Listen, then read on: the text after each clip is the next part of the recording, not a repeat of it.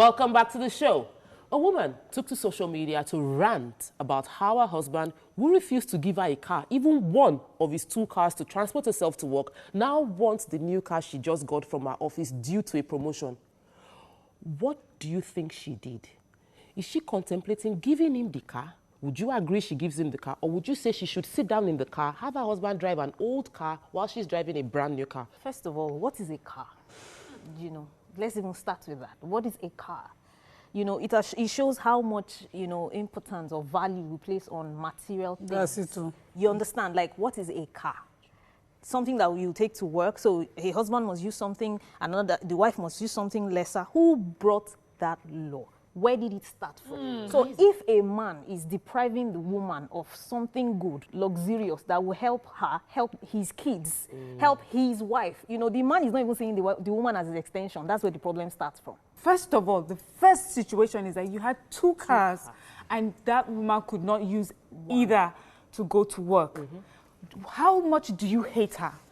How much you don't want her to be a part of your life? How much is it that you'd like to see her suffer? And what does that do to you as the husband and as her protector, as her family member? I don't get it. Traumatizing to even think that women go through this. So to see that you've done that, and maybe somebody may argue that it's your right, after all, they're your cars. Then she gets her car. And she's not allowed to use them, or she's supposed to give you the new. I'm like, who are you? Who are these people? Where do they come from? So if I wanted to say anything, I'd say to the lady, you allowed it. Yeah. So you let people treat you the way they treat you. If they treat you ways that you don't want, you either don't take it or you take it, the one that you like. So the fact that they had 2 cars in the house and she didn't use any of them means that, maybe she doesn't need a car. Biking is good for her. She doesn't want to sit in traffic because whoever drives the car is best. In my house now, my husband doesn't drive his own car anymore. And I'm the only one that drives, so I'm the one who sits in traffic. So that's the way it works. So whatever works for you, fine. I don't want to go into their marriage too much, but I think she allows what happens. Now, to the point where you get an official car, and then you still allow the way you're treated happen, then you as a woman needs counseling yourself. Yes. This is a woman whose husband has not allowed her use a car because maybe it's not her car. That's wrong.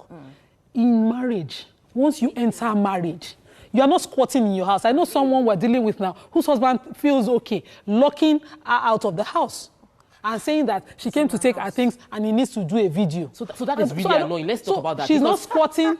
Hold on, let me just land the point. Property and everything they have is theirs. She's not squatting in her own home. If she needed to squat, she'd remain in her father's home. House. So please honor her and let her honor you in return. It's what you bring that you get.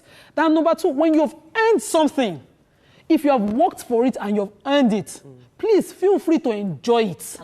That's it. That woman didn't own the car in the house, but she has earned her official car. See, if the marriage will break, enjoy your car. They say 2 wrongs cannot make a right.